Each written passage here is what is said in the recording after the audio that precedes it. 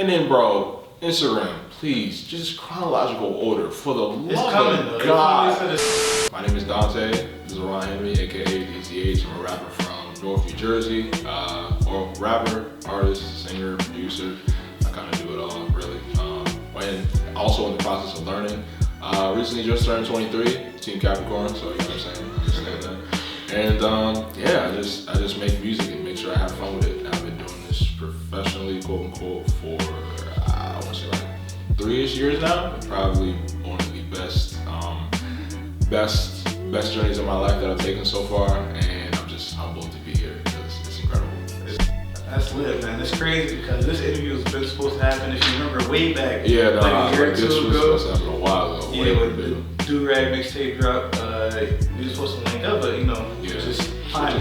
It's just a bad time, but I'm glad we got you here right now, man. Where are you from? So I'm from, well, where I reside now is Madison, New Jersey, but I'm from Bloomfield, New Jersey, because my mom and my dad, my family just moved around a lot. So I'm from Bloomfield, New Jersey, then we moved to East Orange, New Jersey, then I kind of was crashing back and forth to Orange, New Jersey, so on and so forth. Then we finally moved to Madison, New Jersey, because my mom was like, yeah, nah, it's like way too much crime in this area, so I'm not about to have my kids like grow up in an area like that. So I'm originally from Madison, New Jersey, graduated from Madison High School. That's just that area, but like that whole, as far as like North New Jersey, yeah, that's really where I'm from. It's like East Orange, Irvington, North Orange, West Orange, like that whole area, and then like traveling, it's like Elizabeth, like Kearney, Harrison. So it's just like all those areas really. Yeah, okay. Alright, that's what's up. When you said you traveled around a lot, I thought you were either a military kid or my mom literally was just like, it was just like financial shit. So I was just like, alright bro, like, dude, mom, just, you're a kid, there's only so much as you could do. So, you know what I mean? Like, so yeah, I just grew up with it, and yeah, maybe the man after that. Okay, that's what's up, man. Being from that area, Madison, New Jersey, was it diverse or was it more people like you? It was very much diverse. It was actually the opposite, I ain't gonna lie. Like, it was like, I remember that first day I went to Madison Junior School in 6th grade. First day I came back from home, people were like, my mom was like, yo, like, how was your first day? I'm like, bro, it's mad white people. I don't know what to, like, I don't know how to cope. Like, eventually, like, I grew up, you know what I'm saying? Like, I learned, like, you know, these are white people, because like in the area in East Orange, it's like all black. You rarely see white. Now it's just like completely opposite side of the spectrum. This white people is very much more what's the word I'm looking for? Very much more richer, more expensive in that area. Like everything is, whereas East Orange is like McDonald's, Boston Market, Wendy's, Burger King, like Dunkin' Donuts, Subway, like that little poppy store on the side of the corner, like yeah, shit like that. Okay. So I had to adjust really, but yeah, it was definitely more of Caucasian people. Like very, very, I'm part of that small, like maybe like 4%. Gotcha. Okay. So that diversity in your area, did you think, because when I grew up in the West Philadelphia, it's all black high school, but I was different, so I was in all types of music. Did you feel like that diversity added to the difference in the music you listen to, like the diversity of music you listen to? 1000%, because I feel like a lot of people, like when they grew up, we grew up in the era of G-Key, Frank Ocean, Bryson Tiller, all like the people who just kind of just blew up. I was introduced to SoundCloud, and I found out SoundCloud has a shit ton of gems. So I would be listening to electronic music, so I'll be listening to like DJ mixes and so on and so forth, and I'm just like, yo, this shit is hard. Like there's some shit from like 2017, 2018 that I'm still listening to now that still hits, like artists, like electronic artists. Like, I don't know, have you heard of Selection Radio? No, what's that? That's SoundCloud? Yeah, highly recommend it. It's got incredible artists. What's it called? Oh, Selection Radio. Selection Radio. Gotta look it up. It's like gems, like it's hidden, timeless gems. That's love, man. Yeah, no, it was just like a lot of electronic music. Then there was a subgenre of hip hop called Christian hip hop. Don't associate with it now, just because I think it's weird. So I'll leave it at that. That whole thing is just weird. But at the end of the day, I was just like, all right, word. Like, I found my little lane or whatever, carved it, and here we go. That's what's up. That makes perfect sense. You speak about your mom a lot. Are you only child? I'm an only son. Only son. I have 2 sisters. I got an older sister and a younger sister. So yeah, I'm right in the middle. Okay. Does your family support your music ambitions? So my mom, it took a while for my mom because, you know, college is like, oh my God, what you gonna do. But eventually, I knew like she would always have my back. My older sister last year told me like, yo, I'm proud of you. Like this music is actually like, it took a while because I've been doing music for like 6 years, and like years later, like I don't know what clicked, but last year it was like, yo, I really support you. My little sister, I forgot, it might have been a late night, and she was just like, yo, like you're really like an artist. And I was like, yeah. I was like, she's like, yeah, but like to be sitting in the car with the person who made the song while I'm listening to demos, like trying to see if like a car test is good or a kick is off, I'm like, oh, okay, I get what you mean. My dad is like, it's on and off with him, but he's like just starting to say, yo, I'm proud of you. Like, but as far as everybody else, but as far as my family now, they like starting to see like, oh, this kid is like, okay, he's serious now. Like, where I'm like, I've been serious, but okay, word. But yeah, they believe in me now. No, that's man. That's but that makes me happy because you know I'm an immigrant from Jamaica. Oh, and I'm an artist too, so I went to school for art and design. Gotcha. And you know, it's stereotypical fears that you know you gotta be this, that, lawyer, doctor. My family was very supportive. Yeah. They might have done it irresponsibly, letting me spend $60,000 on an art degree, but they was supportive anyway. So it's always a blessing when family supports art. I love that. And I love that you folks that you making them proud. Yeah. You're not just squandering your time. Oh yeah, no, I can't. I have literally got no time. My time is very much precious. I can waste energy, I can waste money, I can't waste time. Facts. And that's going to lead to our next question. Corner Store. Mm-hmm. There's something magical about that record. You know what I mean? It's fun. And I mean, it might be a little silly, but it's a very, very good record. Appreciate that. I feel like it might be an inflection point in your music career. Does that sound accurate? It definitely is because, or at least, no, it definitely is because like that record was a goofball record. Like I was not taking that record seriously. Like I can get into a backstory about the record, that's cool. So a little backstory about this record. So might have been February or March of last year. I recently just lost my job at Lowe's. Thank God I lost that job actually because I got a new job at the airport. Okay. So I was kind of just like fluctuating back and forth on what to do. So it was weird because it was like, all right, bro, like people were just sending me records, and on top of that, accidentally I started a project and I didn't know what to do. And and when I finished the song that I recorded, I was like, okay, it sounds like I started the project in the middle. Like I had the climax or whatever, didn't have the beginning, didn't have the building up point, didn't have the end. I just had the middle, and I'm like, fuck, I'm stuck. So I was just like, all right, cool. My man, his name is why is it gonna sound terrible? His name is Reed Newman, aka Monster Jones. Shout out for the beat. And he sent me Corner Store, like just the beat for it, and I'm like, I don't know what the hell to do with this. Like I sat on it for about a good week, and he's from Virginia, so his sound is gonna always differ from mine. Whereas my Jersey sound is like, so every so often they're gonna mix, but every so often they're not going to. So I sat on it. And I think one day it just kind of just clicked, and I was just like, okay, cool. Put it into my group chat with a bunch of collectives, and these creatives are like from various different neighborhoods and areas. So one is from Oklahoma, one is from LA, a couple of them are from Canada, a couple of them are from Pennsylvania. Like a couple of them are like, everybody's just spread out, so you got a little bit of everybody. So I put it in the group chat, and everyone's like, yo, this shit is hard, and this is the demo, and I'm like, what? Like, this is such like, this is a bullshit, I threw this together in like 10 seconds. It did not take that long. So I sat on it, I hit up mix or engineering service known as Garden Sonics out of North New Jersey, and they mixed a record, and I put it out, and everyone's like, yo, this shit is hard. And I'm like, okay, so this is the start. And it was a lead off to a upcoming project, and then I shot the video in Oklahoma in ATL, and I was like, okay. In ATL? Yeah, so the videographer is based out of Oklahoma, so I was like, all right, I'll take a trip to him. And I did it in ATL because everybody was kind of like, yo, just come to ATL and shoot the rest of the video. So I was like, all right, bet. So shot the rest of the video in ATL. Putting that together probably had to be like, it wasn't stressful at all, but it was definitely like, it was overwhelming, but a good overwhelming. So I was like, okay, this is fire. Like I love this. I'm involved. I'm collaborating. I'm making sure he's good. Like when I have power and control of just something that is going to be fun, I make sure that I have fun with it.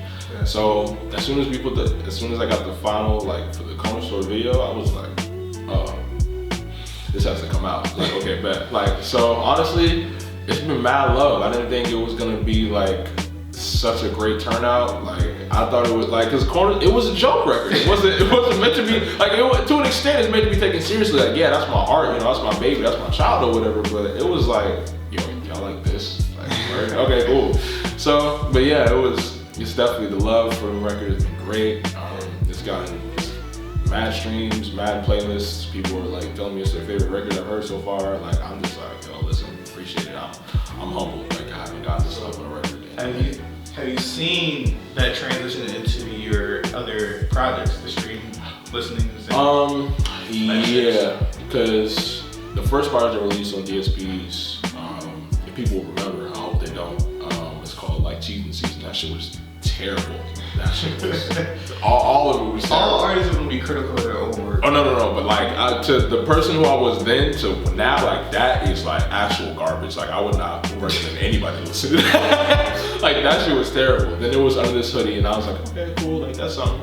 Then there was Yaya. Yaya was kind of like that more pinnacle point because everybody like there was a favorite record in there for everybody. So if you wanted to rap, you got No Witnesses Too. If you wanted to like vibe out, yeah, you got Snowed In.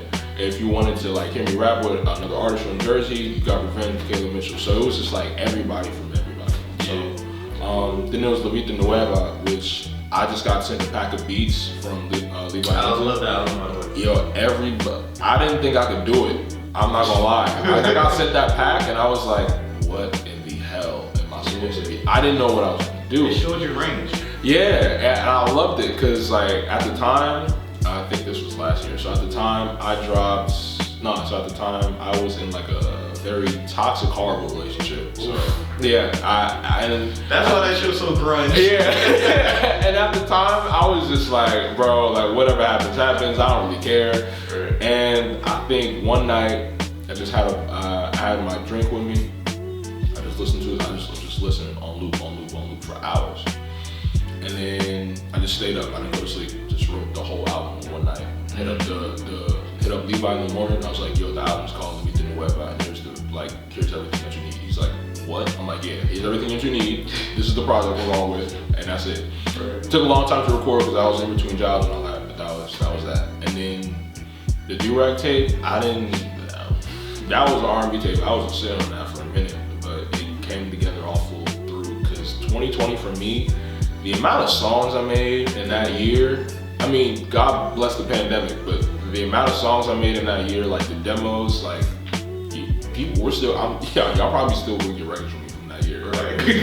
Just because I had so much fun making music in that year. So yeah, and then releasing two projects that have nothing to do with each other on the same exact day might have been like the craziest thing. People were like, yo, what did you do? I'm like, I just managed to these joking.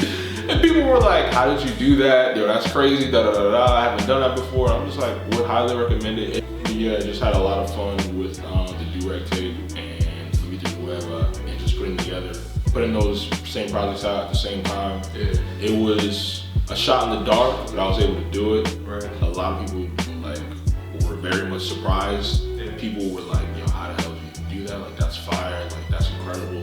And the fact that they gave like two different sides, like it was like, are you got R&B, but like if you're a rapper, you like Freddie Gibbs and like Westside Gunn and like Griselda and them niggas, yeah, it was like, I got you right here. And I did it like very concise, because it's like, you know what I'm saying, a perfect example, like we got Chom 2 from Russ, and that had like, damn near 20 tracks, whereas my shit is just like, bro, it's just 7 records, if you want to rap, there you go.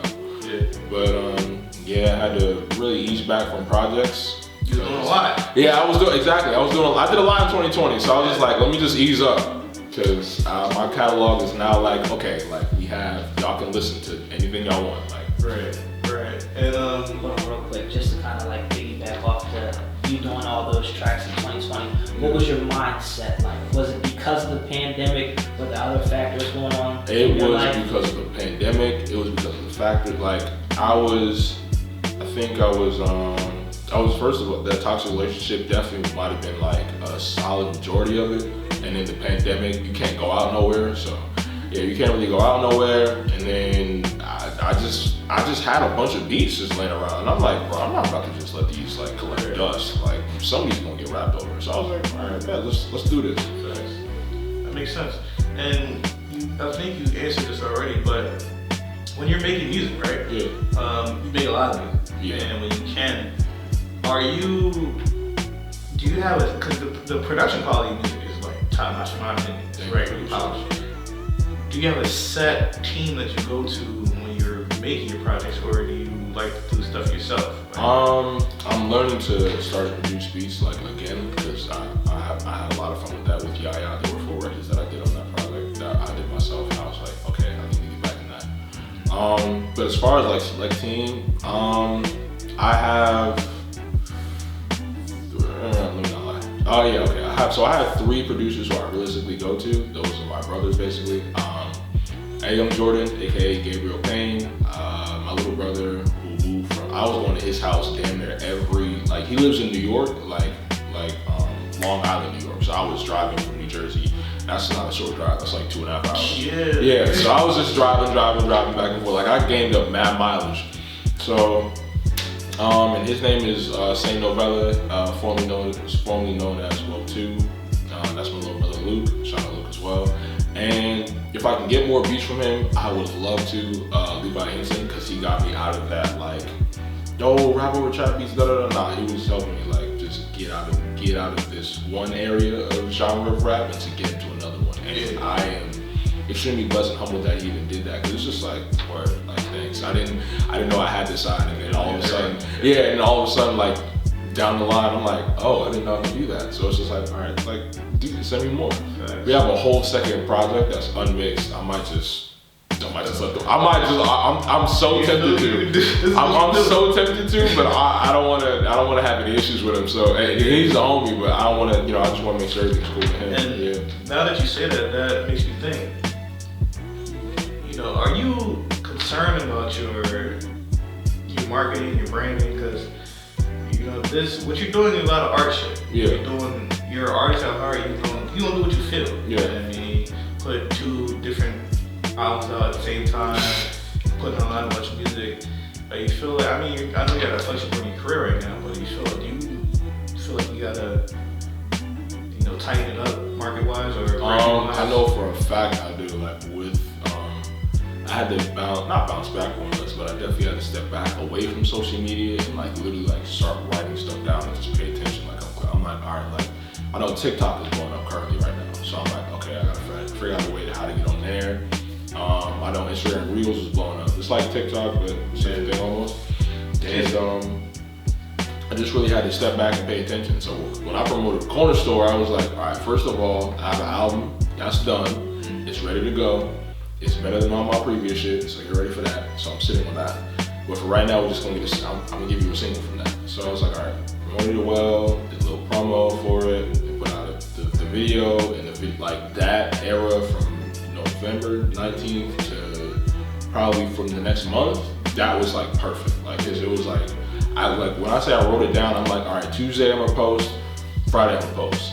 Tuesday I'm gonna post, Friday I'm gonna post. And I was giving a time frame because it was just all right, perfect. Those 3 days, it was first 3 Tuesdays lead up to the single. Friday, the single dropped, so promoted everywhere. Next 3 Tuesdays lead up to the video and do a reel. Then the next Friday would be okay, I dropped the video. So I literally wrote this out, calendar, everything. So as far as marketing and promoting it, yeah, 1000%. I couldn't just, the record came out and just be go listen to it. No, bro, this is important now. Now is game time. I can't, as much as I just want to just ignore everybody, because I don't like, sometimes I like communicating with people, I can't. So it's alright. That makes sense. I'm glad that you're doing that. Yeah.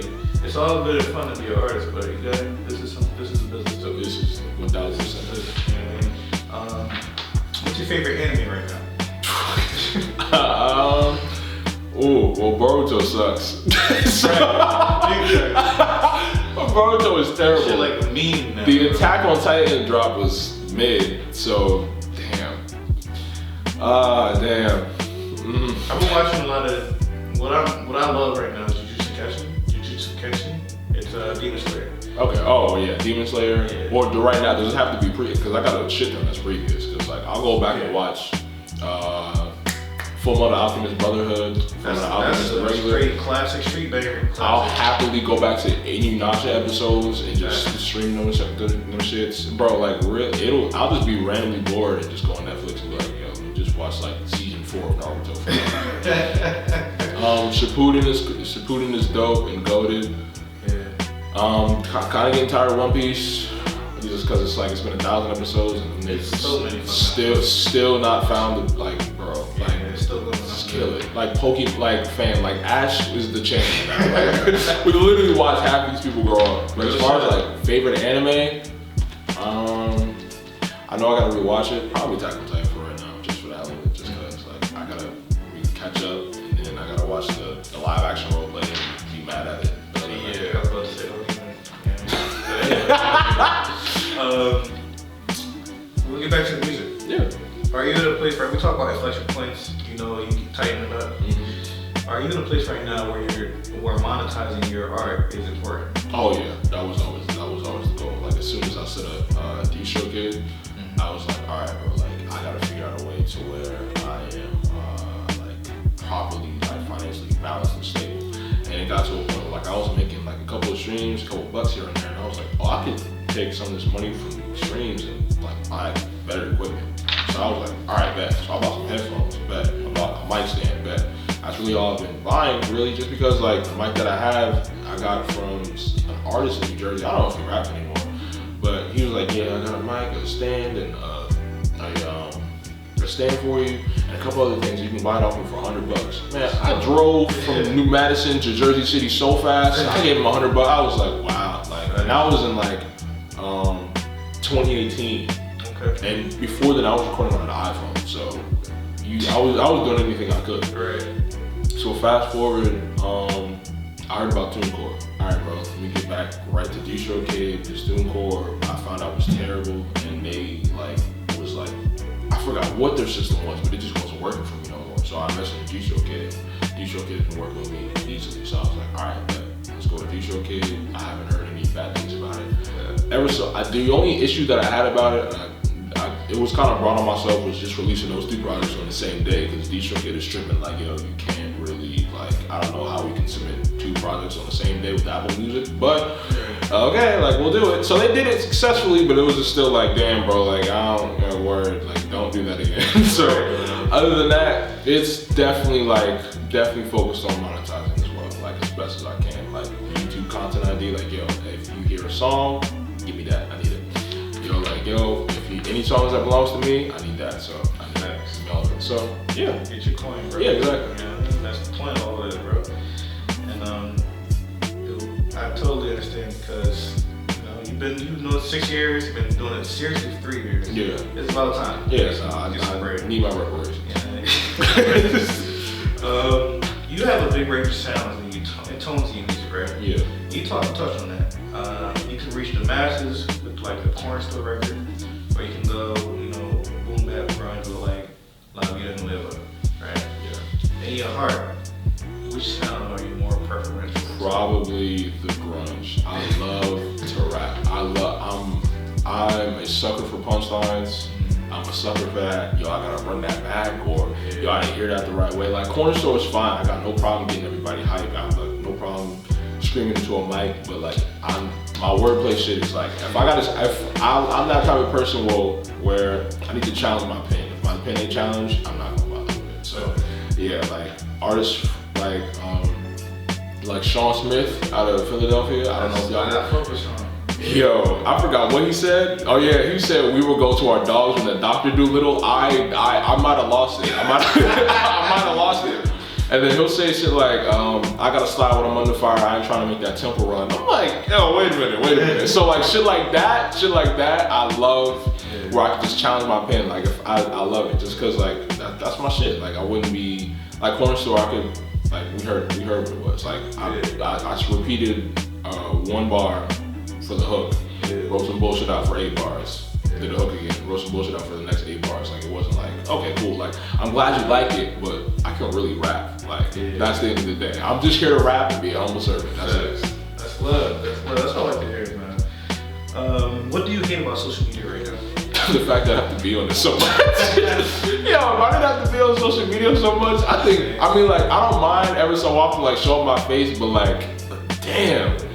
Oh, Instagram Reels is doing this, or Snapchat is stealing from, or IG is stealing from, or Meta, or I'm like, yo, bro, just shut up and let me just post constant. And the algorithm is terrible. The algorithm is horrendous. Like, it's not, horrible isn't the word, it's horrendous. Like, yeah, it's like, I don't like how opaque it is. You don't know what they stop you from. Yeah, real life. And then there's also, I forgot what, it was like shadow banning or some shit like that. Like, that's also a thing. I'm like, bro, this shit is terrible.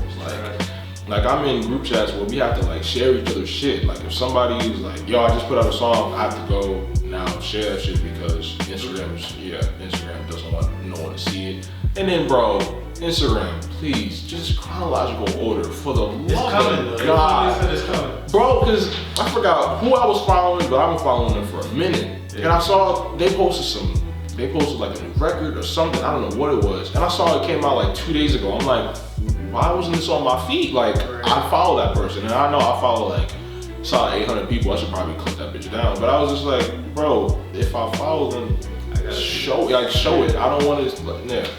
But as far as social media, it's it's terrible. I don't blame, bro.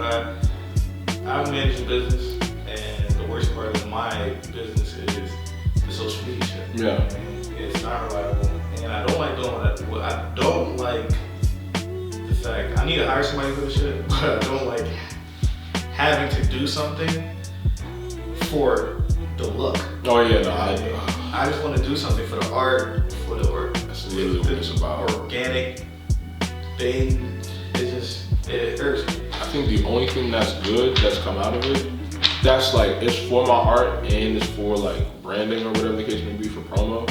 Probably ads. That's it. Like, so like when I released the corner store video, like I was just like, all right, bro, I need to like start marketing this shit like the right way. So I was like, all right, Facebook ads, Instagram ads, and that everybody was watching. I was like, oh, okay, like cool. So people who were following me that didn't even know I was from New Jersey, they're like, oh shit, that was you? I'm like, yeah, that's me. It's like, yo, this shit is fire, da da da. I'm like, all right, word. So anything else, like get away from me. Just ads, and that's it. That's it.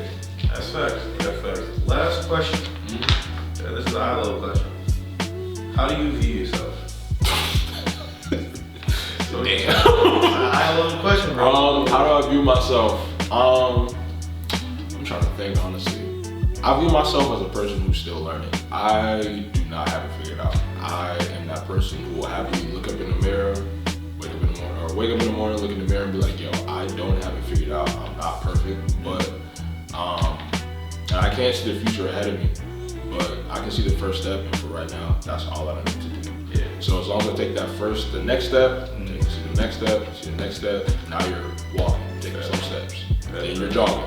Then sooner or later you're running and you don't even realize it. Exactly. So it's just like, I look at it as, I view myself as a person that's still learning, happy to learn, very much eager to. I also learned that I can't be too serious all the time. Like before I used to be like super reserved. I didn't like going outside. Kind of sort of still don't, just because the world is capped and everything is a scam. And I just was just like, all right, bro, like I gotta start pushing myself to be more comfortable in getting outside.